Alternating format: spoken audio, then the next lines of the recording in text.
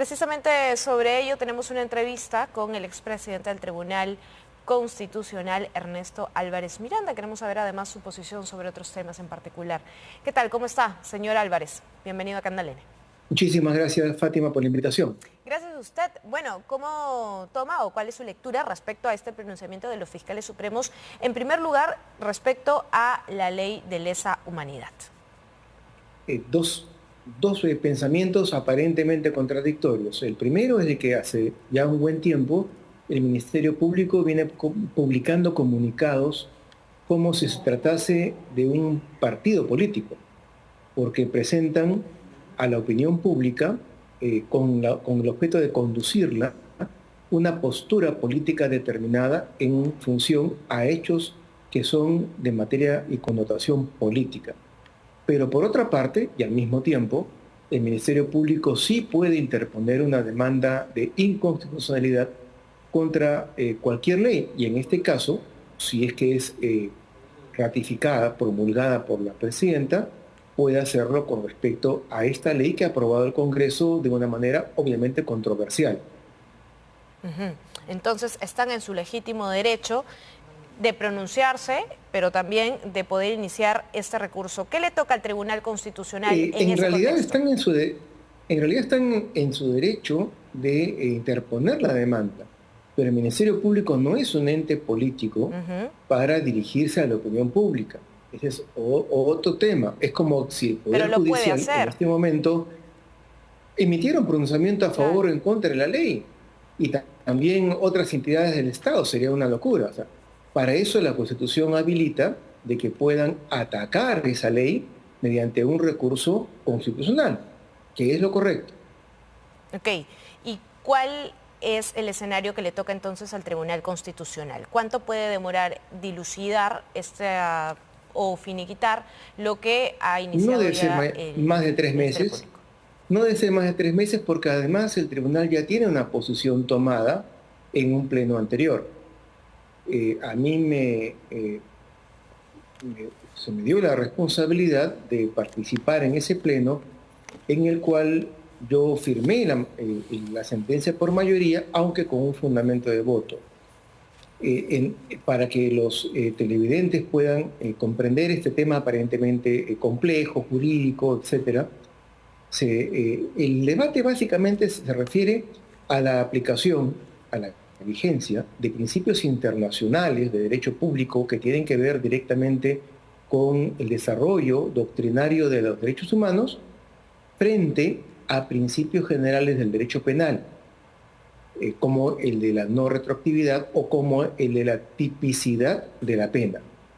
Dicho de una manera muy simple y castellana, nadie puede ser investigado, procesado o condenado por algo que expresamente, en el momento que se cometieron los hechos, no era un delito tipificado expresamente. Frente a eso está la posición del derecho internacional, que considera que no es válido exigir la tipicidad, un principio general del derecho penal, en algunos casos de singular relieve e importancia, ya no para el Estado, ya no para un país, sino para la sociedad en general, para el ser humano en general. Es entonces en que los tribunales de Nuremberg condenan a los nazis, a pesar de que no había existido una ley previa, por delitos de lesa humanidad. Entonces, lo que el Tribunal Constitucional mantiene como posición hasta ahora, y será muy interesante seguir el debate, es de que lesa humanidad, los hechos que constituyen lesa humanidad, no obligatoriamente deben haber sido señalados al momento de establecerse los hechos que constituyen estos casos de salvajismo, de brutalidad, y que la Convención de Venecia, un organismo de la ONU instalado en Europa, ha definido lesa humanidad es un ataque sistemático llevado a cabo de una manera armada contra población civil con el objeto de aniquilar. Entonces, la posición es, no todos los hechos que han sido juzgados y sentenciados con respecto al terrorismo producido antes del 2002 constituyen lesa humanidad. No todo. Allí ha habido excesos por parte de la justicia porque había un fenómeno de reacción al régimen de Fujimori en contra de muchos militares. Bueno, pero hay evidencias, hay sentencias, hay testimonios y hay personas que todavía están esperando la reparación de la justicia en torno a ello. No estoy hablando de reparación económica, hablo de reparación netamente como justicia para hechos que se han ido denunciando. Hay hechos que sí constituyen, hay hechos que sí constituyen lesa humanidad, tal cual ha sido descrita, pero hay otros hechos que no constituyen lesa humanidad, porque no son un ataque sistemático a población civil desarmada. Esa puede ser una posición, pero entonces esta ley le abre la puerta para quienes consideren o no la consideren probablemente lesa humanidad. Estamos viendo nada más que apenas se ha aprobado, al día siguiente que entra en vigor, vemos al señor Fujimori por el caso Pativilca ingresando su defensa un recurso para acogerse a esta ley, vemos personas que han sido parte de este grupo paramilitar Colina ingresando también documentos para poder anular sus procesos. Y entonces, ¿cómo quedan estas personas? ¿Cómo quedan quienes están buscando justicia? ¿Y cuál es la labor en esa materia desde los tribunos del Poder Judicial, los magistrados del Poder Judicial? Exactamente. Están en su derecho los abogados que quieren llevar agua para su molino y a ver si es que los jueces pertinentes tienen algo que favorecerles. Pero el debate básicamente se va a concentrar en el Tribunal Constitucional y en este caso, como en muchos otros, que muchas veces es jurídico y es sometido a la opinión pública, no es ni blanco ni negro. Es una genial oportunidad para, ya habiendo tomado distancia de los hechos producidos durante el terrorismo y del mismo régimen de Fujimori, ahora sí tratemos de dilucidar con la mayor justicia posible qué fue lesa humanidad y que no fue lesa humanidad y por tanto no debieron sentenciar a esos militares o a esos policías. Yo creo que la justicia va a aprovechar esta circunstancia para abrirse paso. O para yo tengo confianza, no solamente para ratificar lo que haya que ratificar y también para corregir aquellas sentencias que cometieron excesos, llevados por una circunstancia política e histórica que ya felizmente se ha alejado del Perú.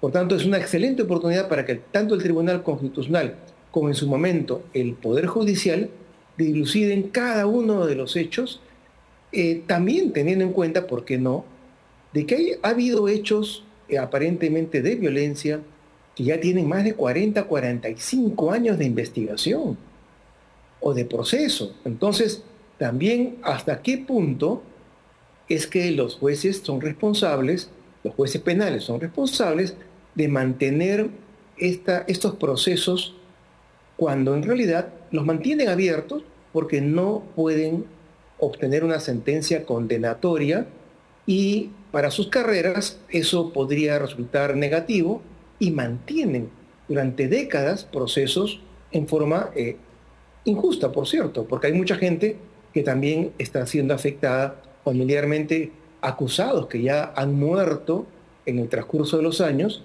y han estado agobiados por hechos que no constituyen lesa humanidad. Coincido con usted en que justicia que tarda no es justicia, por supuesto, ni para quienes están procesados, ni para quienes buscan una reparación justa en torno a construir además una memoria histórica que tanto se necesita. Hay que ahora separar la paja del trigo. Así es. Y tanto... Hay que hacer justicia. Bien, en ese contexto, dentro de lo que concierne a lo de lesa humanidad, que precisamente la señora Luz Pacheco, vicepresidenta del Tribunal Constitucional, adelantaba un poco lo que podría ser su opinión, que para ella lo que habían hecho, incluso en torno a lo que estaba enmarcado al proceso del señor Alberto Fujimori, que en su momento, desde la Justicia Supranacional, la Corte y algunas otras entidades o instituciones internacionales dentro de la justicia supranacional se habían pronunciado. Ella había mencionado de que en marco a lo que habían argumentado con el tema de lesa humanidad, para ella su decisión había sido en defensa de la autonomía y también de la soberanía. ¿Usted coincide cuando hay algunos juristas que mencionan que se tiene que acatar lo que está sometido el Perú dentro de las firmas de la justicia supranacional que se ha reconocido? Ahí hay también todo un debate, porque hay juristas a favor y juristas en contra, dependiendo del valor que le otorgan a los principios del derecho internacional o el valor que le otorgan a los principios generales del derecho penal. Hay también un debate. El Tratado de Roma es el que supuestamente marca, en el 2002, marca la vigencia misma del juzgamiento de las graves violaciones de derechos humanos, concretamente de lesa humanidad, pero también hay argumentos para sostener de que en caso de lesa humanidad es válido juzgar hechos producidos antes de la firma del Tratado de Roma. También se señala de que el Perú firmó con ciertas reservas claramente establecidas, pero también hay juristas internacionales que dicen que las reservas presentadas en contra de la naturaleza misma del tratado no pueden ser válidas. Entonces, es un tema bastante complejo en el que hay que rehuir la polarización extrema, blanco o negro, y más bien hay que tratar de comprender y de solicitar que en el tribunal se produzca el mayor debate posible, y eso sí, evitando que los señores magistrados emitan o adelanten opinión, porque eso podría también afectar la decisión final. Claro, sí, él lo llegó a adelantar, al menos lo pronunció de esta manera general. Pero cambiando... En parte, sí, que tengan mucho cuidado, claro, porque la otra parte puede solicitar que se exima, ¿no? Se inhiba de participar. Teniendo en cuenta ya una posición en particular.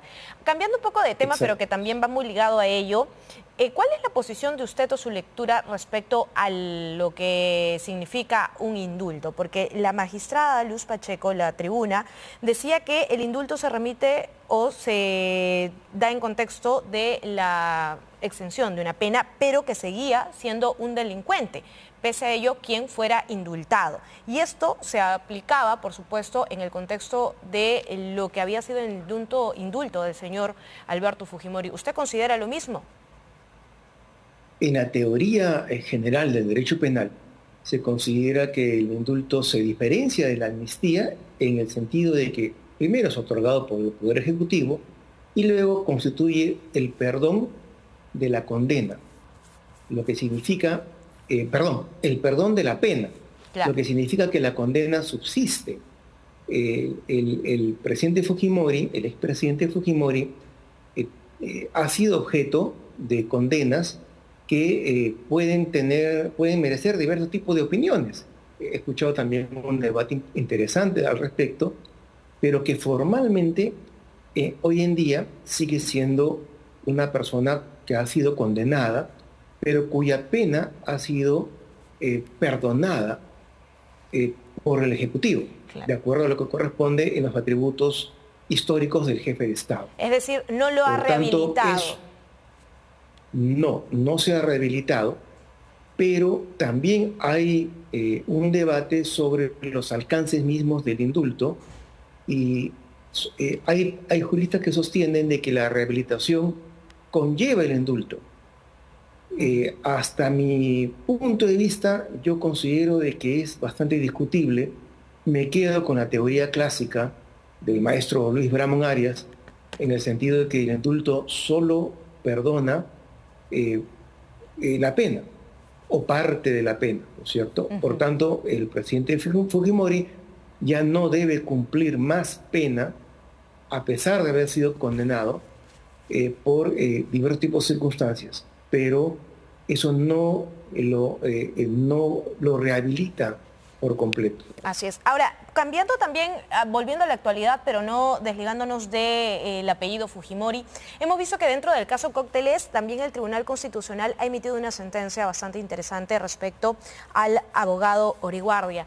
Y esto conlleva incluso que los propios abogados de los otros investigados, de los otros involucrados, hayan tomado ese recurso para poder argumentar también su posición y que se aplique para ellos lo que ha determinado el Tribunal Constitucional, lo que ha colocado al Poder Judicial pues en la programación de una nueva audiencia para poder determinar cómo se va a dar lectura legal de esta decisión del Tribunal Constitucional. Si usted ha podido revisarlos, ¿cuáles son sus impresiones y cómo impacta dentro de este caso Cócteles?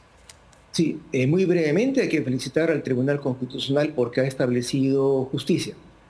Desde que empezamos a estudiar la carrera de Derecho, aprendimos de que así como los periodistas no pueden ser obligados a revelar sus fuentes, así también los abogados no pueden ser obligados a revelar los argumentos, los dichos de sus propios clientes. Lo que sucedió con el prestigioso, porque ha sido incluso hasta decano del Colegio de Abogados, el prestigioso abogado Oreguardia, fue un acto de barbarie. Le fueron confiscados sus computadoras, forzado su estudio jurídico para saber cuál era la conversación, cuáles eran los diálogos con su cliente.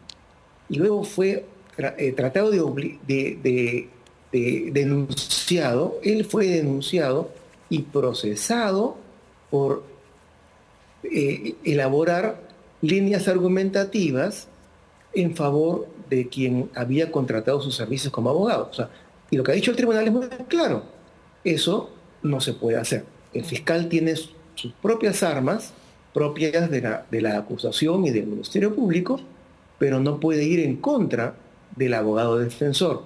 Y de la misma manera ha quedado sin efecto las denuncias presentadas contra el abogado defensor, porque está muy claro. También el tribunal ha señalado de que cuando el fiscal se siente afectado por los dichos o por los procedimientos seguidos por el abogado defensor, no puede él mismo investigar al abogado, porque en ese caso es el afectado y al mismo tiempo es el denunciante y al mismo tiempo es el fiscal del caso. O sea, eso es inaudito en un Estado de Derecho. Y lo que ha hecho el tribunal es poner orden. Doctora Álvarez Miranda, brevemente nada más, ¿usted cree que entonces esta decisión del Tribunal Constitucional pueda también aplicarse a otros casos como antecedente? Siempre y cuando el abogado no haya cometido un delito per se. Por ejemplo, el doctor Mateo Castañeda... Al caso de los abogados. Claro. Sí. Por ejemplo, el doctor Mateo Castañeda, involucrado en el caso de la presidenta de la República, también tuvo un allanamiento a su propiedad, a su estudio. Exactamente. Y eso hay que tener mucho cuidado porque podemos estar de acuerdo en este caso, pero cuando nos suceda a nosotros, vamos a rebelarnos y a indignarnos. En principio, el recinto de un medio de prensa es sagrado en cuanto a la producción de noticias. Al igual, el estudio de un abogado es sagrado cuando se busca las conversaciones y los medios de prueba que el defendido ha alcanzado al abogado. En ese sentido hay que tener mucho cuidado. Muchísimas gracias al doctor Ernesto Álvarez Miranda, expresidente del Tribunal Constitucional, por clarificarnos parte de este escenario legal que se nos presenta con las decisiones y además la responsabilidad dentro del Tribunal Constitucional para poder generar jurisprudencia sobre el tema. Gracias nuevamente a nuestro entrevistado. Muchas gracias a usted. 1:33, nos vamos a una pausa, ya regresamos con